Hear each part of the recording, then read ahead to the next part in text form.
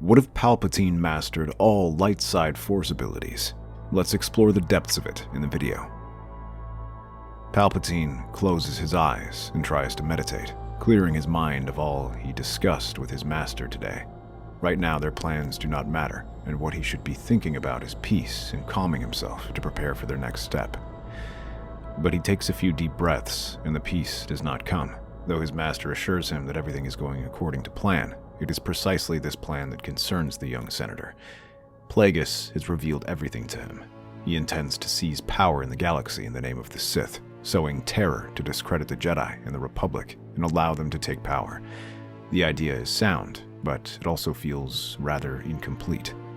The senator is no friend of the Jedi and is painfully aware of the shortcomings of the Republic, but Plagueis is no politician. He is far more optimistic at the galaxy's willingness to accept their new regime.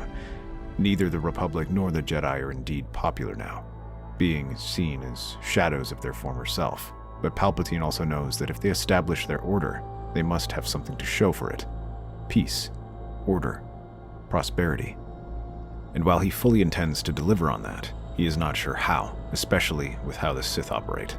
They are designed to operate in the shadows, with only a master and an apprentice, hardly enough to run something like the Galactic Republic, and that is assuming they can work in tandem, which they can never do, as one must end up slaying the other. In some ways, the Sith are no different than the Senate, a pit of worm rats trying to climb over each other to reach the top. How can he act when he is stuck fighting his own master? No, it will only be a matter of time before something or someone decides to try and overthrow them, even if they establish order. In contrast, he is more impressed with the Jedi and their system. Though blinded by their dogma, the Jedi are in a far more influential and advantageous position. They have the numbers, the precedent, and the prestige to influence. They already play a major role in galactic order, and with enough effort, they can do much more. But getting into this order is the challenge. With all of their rules and regulations, he would have a better chance of becoming Chancellor than even a Padawan. Palpatine's mind swirls as he considers all this. His mind was already running through the possibilities and coming up with an idea. If they will not allow him to be a Jedi, he shall make the Jedi his. He opens his eyes and searches his records for someone who meets his needs. He needs a Jedi who shares his misgivings about the status quo, and one willing to bend the rules to get results. There are more than a few of those, but one Jedi in particular gets his attention. This master was recently involved in an investigation for the murder of one of the Jedi Council on Raxus Secundus. Although they were successful, the after-mission report also chastises this master for his reckless action, despite it resulting in them learning the truth. Master Dooku. The more Palpatine looks over his records, the more he is convinced that this is the one he should be working with. Dooku is an accomplished Jedi, respected in the Order and famous for his skill with the lightsaber. And yet, he's constantly been passed over for a seat on the Jedi Council due to his reckless and radical thinking. He has often broken the Jedi Code in favor of more dramatic action. In other words, doing what needs to be done. This time is no different, as the Jedi Council chooses to elevate his partner, Mace Windu, to replace Master Katri. Palpatine smiles and sends a message to Dooku, offering to meet him and discuss these recent events. The next day, Count Dooku appears in his office, bowing his head respectfully. Senator, I must admit I was surprised when I heard you wished to speak to me. Your confusion is understandable, Master Jedi. But after our meeting, I think you will see that we have a lot in common, and that our relationship will be quite beneficial. We shall see, but I am not a man easily convinced. I have read about your actions on Raxus Secundus.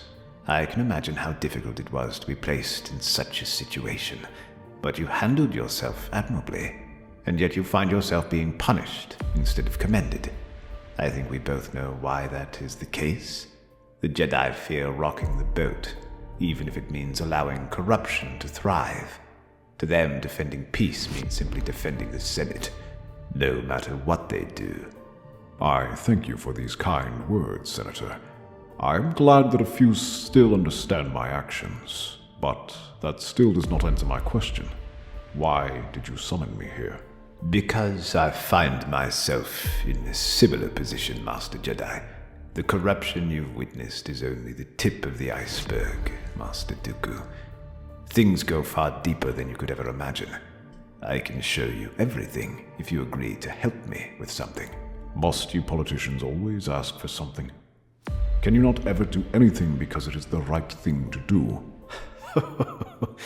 Oh, I assure you, what I ask is in your best interest, as a fellow peacekeeper. Now, would you care for a drink? He reaches his hand towards a bottle of wine across the room. It flies towards his hand, whistling past Dooku's ear as he begins to pour them a drink with a smile. Dooku's eyes widen as he stares at the senator. You? Yes, trained to fight in your Jedi ways. And I am not the only one. There is another, but I dare not reveal anything until the time is right. So, what is it you want? I require training in your Jedi ways. My studies have been on the dark side, but I suspect it shall be insufficient to achieve our goals. I need to learn the ways of the Jedi. Dooku nods, and the two begin training in earnest. He takes him towards an empty chamber where Dooku kneels and encourages Palpatine to do the same. Palpatine reveals nuggets of information about his training, enough for Dooku to understand that he is no ordinary senator and his abilities are more than raw talent.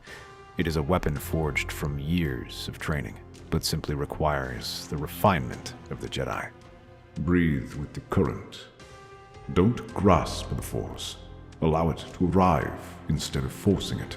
Palpatine lowers himself onto his knees, mirroring Dooku. His movements are deliberate, controlled, but inside, the currents of the Force around him resist like a tide against his fingers. So used to domination, bending will, commanding energy, this is different. You're not here to control the light, my friend. You're here to harmonize with it. Without that, you will never learn. Palpatine closes his eyes and forces himself to sit down and consider these words. The room dims. For a moment, the Force trembles, then steadies as Palpatine grapples with it, not to control but to open himself up and let it flow. Like sunlight through the parting clouds, warmth pours in. Palpatine's breathing evens. His mind, for once, quiets. Not because he commands silence, but because he allows it and doesn't focus on opportunities. Now you feel it. Empathy. It is a weakness, as said by Plague. Plague? A political philosopher I studied. He believed power must be absolute, that empathy is a liability. How very political. Yet, I suppose there is always a sliver of truth. Empathy is far from a weakness, but it can become a chain around your neck if you are not careful. There is a time for empathy and a time for cruelty and strength. They continue these exercises. Dooku explains that the Force is harmony, a technique that is not as commonly used. When multiple Force users are attuned, they may strengthen each other. Dooku raises his hand, and golden threads of energy, soft, radiant, unlike Sith lightning, spiral between his fingers and dance into the air, filling the chamber with warm illumination. This is just one among many practices that Palpatine learns from Dooku. The Jedi eagerly shares other techniques with him that the Jedi learn. Just as the Force warms him, he makes sure that Palpatine knows that the Force can also be used to warm others, to use the powers to heal others, and to share your strength. You were taught empathy is a weakness. You can overcome that with this technique. It begins with compassion. You must feel the pain of another as your own. He reveals a small alley creature cradled in his arms, its leg injured, trembling. Palpatine is initially disgusted when he sees it, stepping back, but Dooku crosses his arms and gestures for him to get to work. Palpatine frowns, but he places his hand over the creature, closing his eyes. The Force comes easily, but it's aggressive, habitual. It coils like a serpent. The creature hisses at him. Palpatine slows himself down, forcing himself not to rush. He finds the creature's fear, its pain, its rapid heartbeat. His face tightens, but then, for a moment, his breathing aligns with the animal's. A soft golden glow spreads from his fingertips. The creature is still. Its leg straightens.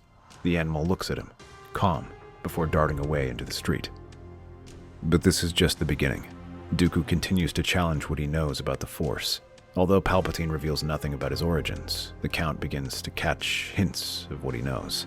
It is clear that rather than be ignorant to the Force, Palpatine is in fact quite knowledgeable on it, but only in the dark side. He doesn't know how, but it concerns him, and he tries to work past it. Next, he teaches him Force illumination to counter the darkness taking root inside him. Palpatine lifts his hand. He breathes in. Energy gathers, but it sparks white hot, unstable. A flicker of red tries to bleed through. No, you must call it without anger, without hate. Let joy and hope ignite it. Palpatine exhales, focusing. A pulse of brilliant radiance explodes from his palm, harmless but dazzling. The nearby shadows slither away like mist under sunlight. Palpatine lowers his hand slowly. He's breathing harder now. I felt exposed, like the power demanded something from me. It did. You cannot wield the light without surrendering ego. Dooku nods in approval and continues the training, showing him even more obscure techniques. This includes Force Farsight. This proves far easier than he expects, as it is about letting the Force carry them. Nothing about surrendering the ego or showing empathy, simply understanding the Force, which he does. Soon, other techniques like Force Fire, Force Judgment, and Animal Bonding are just some of the techniques that Palpatine learns. At the same time, more and more of Plagueis' plot reveals itself. Palpatine drops nuggets of information, telling him about the plot to take over the galaxy, how the Sith is gathering allies and sowing chaos, all things that Dooku already suspects. But what does take him off guard is Plagueis' position in the banking clan. As Palpatine's training is completed, the time has come to put these powers to use, and Dooku knows just how. Though the Jedi chose to ignore it, the galaxy remains in turmoil, and Palpatine begins identifying flashpoints. These were originally intended by his master as places to begin sowing chaos, but now the pair identifies them to grow their influence. Entire systems are torn apart by war, ravaged by famine, or at the mercy of brigands and corporate armies. And here, Palpatine and Dooku strike. By now, Dooku's faith in the Jedi is fading, so his departure comes as no surprise, even to Qui-Gon. But what does surprise them is that he takes a companion with him. The Senator knows he is too public to expose himself, so he dons a mask to hide his identity. His powers in the Force are beyond question, though the two quickly begin taking matters into their own hands, acting like vigilantes. They carve through pirates and raiders, freeing entire villages. Here, Palpatine puts his powers to good use and begins healing and using Force harmony to help the people. Many of them have long been accustomed to neglect the Republic and lost hope long ago. But seeing these two warriors fighting for them, a flame reignites in their bodies, thanks in part to Palpatine's abilities. He knows that using the Force on them is not enough. They must back their hope with action to ensure that they create something permanent. So as peacekeepers, the two attack anyone who threatens these worlds. Pirates, raiders, even corporations. They openly challenge them and destroy them. To maintain the peace and order they create, both use their connections in the Republic to help. Dooku claims his title as Count of Sereno, and uses his immense wealth to begin sending supplies to these worlds, while Palpatine calls in favors from the Senate to send supplies. Together, the worlds rebuild bit by bit, and the people are left to admire the pair. For the first time, they see what the Republic and the Jedi should be doing. That is when the two begin their recruitment campaign. They know they are not the only ones disillusioned with the state of the galaxy.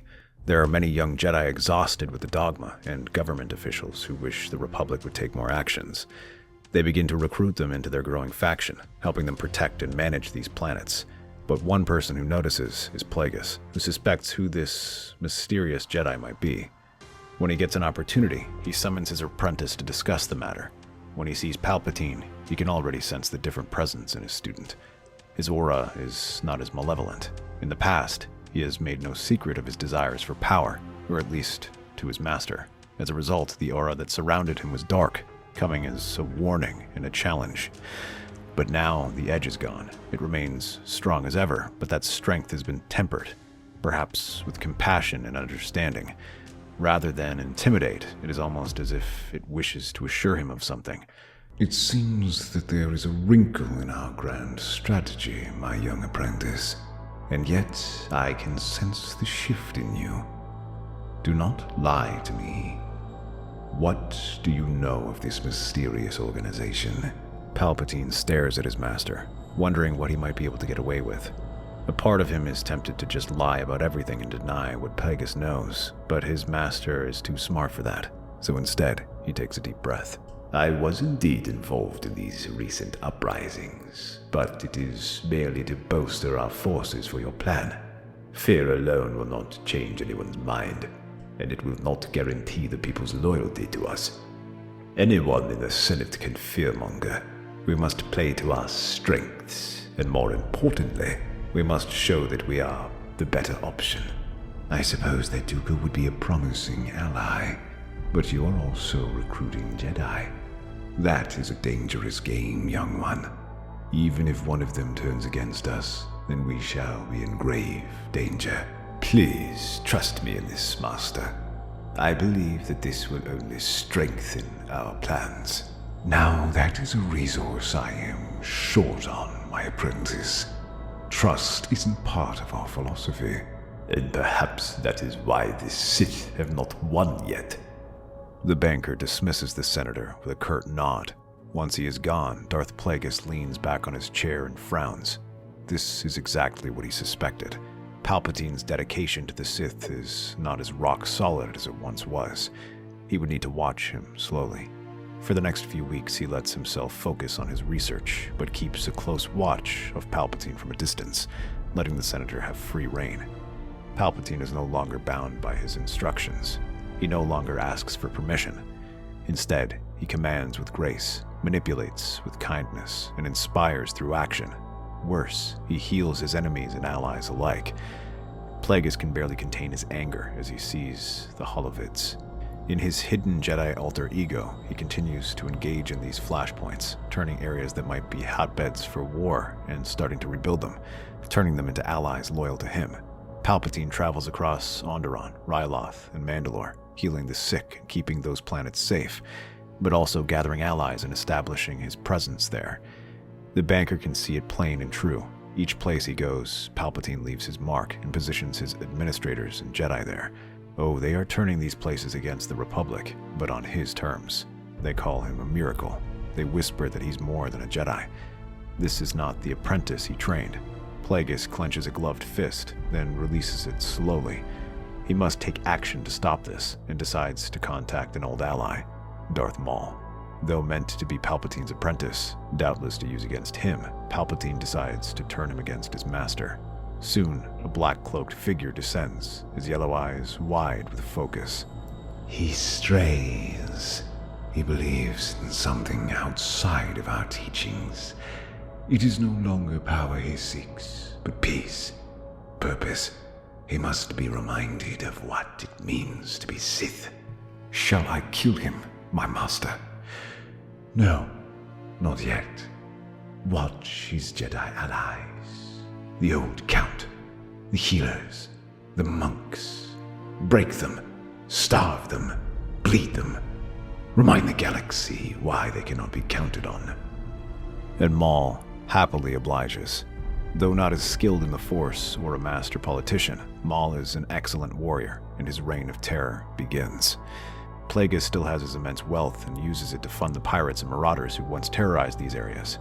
He arms them with new ships, stolen weapons, and advanced equipment to challenge the peacekeepers in these flashpoints. Unsurprisingly, the Jedi and their allies rush to confront them. Militias fly off and try to engage them, leaving Maul free to strike. He attacks temples, shelters, and whatever infrastructure Palpatine has established. Unlike the pirates, he doesn't fight for wealth, simply destruction. He kills whatever gets in his way and burns whatever he cannot take. No one is safe, and it sends a strong message. Whatever Palpatine promises, he cannot deliver. These attacks send a shockwave across the galaxy and into Palpatine's faction. Many of them are left shaken, but the Senator does not back down, and rather than cave, he strikes back. With Dooku as the head of his political wing, he uses his immense wealth and influence to check Plagueis, who Palpatine reveals after seeing these attacks. These attacks? The Sith are behind it. My old master, Plagueis. Dooku looks up, visibly startled. Plagueis? The Sith? Yes, I let him believe my rise was part of his grand design. He watched. I played the dutiful apprentice. And you never told me. It served us better that way. Until now. Dooku stares, weighing the betrayal against the threat. He sent my old apprentice, Darth Maul, not as a weapon, as a message. Then what do we do? We hit him at his strength, his funding.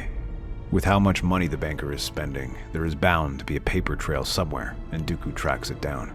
He finds evidence of his dirty dealings even beyond this, gathering them and sending them to his political enemies. Many reformist senators like Bail Organa and Mon Mothma, as well as the Jedi Order, can make use of this. Even within the banking clan, the likes of Sound Hill would be eager to turn this against him. Soon enough, Plagueis must divide his attention and face off against these attacks, as well as maintain pressure on Palpatine. However, it soon becomes clear that attacking Palpatine here will not break him.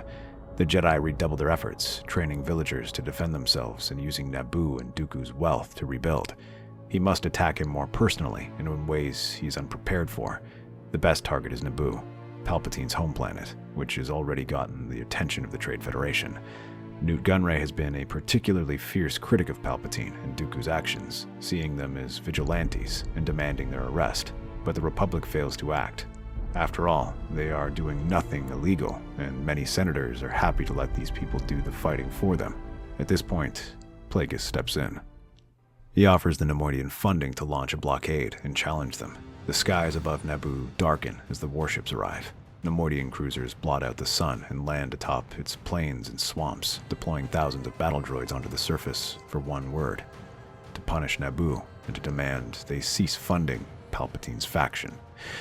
On Coruscant, the Senate stalls, with Plagueis using his influence to delay any votes to support the people of Naboo. Committees are formed, hearings scheduled, but nothing moves, and Plagueis smiles in the shadows. But Palpatine is furious. As he gathers with his allies to discuss what to do, he can barely contain his anger. They blockade my people, my home. We cannot let this stand. And this is precisely what your master wants. An overreaction. A display of rage. If our group strikes, he will say we are terrorists, striking at a legitimate corporation. The banks will not aid us, and the Senate will distance themselves. Then what do we do? Our faction strikes at its holdings and pulls his forces away. Meanwhile, a few of my Jedi allies will help us on Naboo. We know this stinks of your master. It is now only a matter of finding the proof before he can remove all evidence. Soon enough, Plagueis receives information that his own holdings are coming under attack, and uses this to try and paint the rebels as villains while redeploying forces to confront them, thinking that they are hoping to challenge him. Night cloaks the landing craft as it slips past the blockade. Inside, 4 Jedi prepare themselves: Dooku, Palpatine, Qui-Gon, and Obi-Wan. They land in the swamps and move under the cover of darkness. Together with the Naboo resistance scouts, they guide them towards the palace where Newt Gunray is staying. But as they move through the facilities, Palpatine senses something is off, a powerful force that cannot be ignored. Twin doors slide open to reveal a crimson-lit chamber. Darth Maul steps forward and smiles, and behind him, regal, monstrous in stature and stillness, Plagueis. So, the lost son returns. Without hesitation, sabers blaze. Qui-Gon and Obi-Wan clash with Maul in a frenzy of red and blue, driving him towards the hallway. Dooku and Palpatine circle Plagueis, a storm of power crackling between them. Maul is unrelenting and slashes towards them. He then whirls to Obi-Wan and sweeps his lightsaber towards him. The Jedi struggles to hold him back and stumbles away. Qui-Gon rushes in to protect his apprentice and uses the Force to throw him back. Maul skids across the ground and leaps over, slashing across the ground and sending sparks this way. Obi-Wan barely manages to avoid it, but hisses as he feels the burn across his arm. But he rushes at him regardless, sweeping his lightsaber in a set of quick attacks, letting his pain get the better of him. This is just what the Sith apprentice wants, blocking each strike as he shoves him back and throws him back with a swift kick and then prepares to run him through. Qui-Gon saves him at the last moment and redirects the attack aside, hitting the wall beside him. He comes from behind and tries to slash at him, but Maul can spin and block him. He intercepts these strikes, and the two clash, trading blows with him. However, the Sith apprentice's strength is far greater, and Qui-Gon's attacks falter. Sweat beads his brow as he gives ground to Maul. As he takes the strikes, Obi-Wan approaches his master's side and combines their attacks into a powerful force push that throws him back. This is just the start of their coordination as the two fight as one. Maul splits their defenses but leaves his flank open. Qui-Gon feigns high. Obi-Wan cuts low. Maul gasps once and falls. Meanwhile, Plagueis battles with terrifying grace, wielding the dark side like a storm. Though he focuses on his research, his lightsaber skills are nothing to scoff at as Palpatine struggles. He's soon on the defensive, feeling the punishing strikes that rattle him to his bones. Dooku fares a bit better, his dueling skills unmatched. As he catches each attack and lets them slide off his lightsaber as he advances in a series of quick thrusts, pressing him at every chance he gets. When Palpatine looks over at them, he sees the aura radiating off them. Plagueis is a pure black, while Dooku is golden. The two clash, and their auras war with each other. Palpatine leaps back and unleashes a burst of Force judgment that momentarily causes the Sith Master to step back. His surprise is replaced with amusement as he nods. So, you've learned a few tricks. When Palpatine follows up with Force fire, Plagueis leaps over it and slashes at his head. The only thing that stops him is Dooku shielding him, but the momentum throws him back. Plagueis kicks the Count back and tries to finish him off, but Palpatine closes his eyes, breathes, and channels light. The Force rushes through him in waves of blinding light. He rushes towards him and tries to slash at him, but the Sith Master halts his attack, and yet he staggers.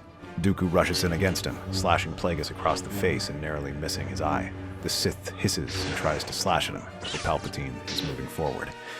Plagueis unleashes a torrent of lightning to stop him, but this doesn't even slow him down. Instead, he rushes in and counters with his burst of Force judgment.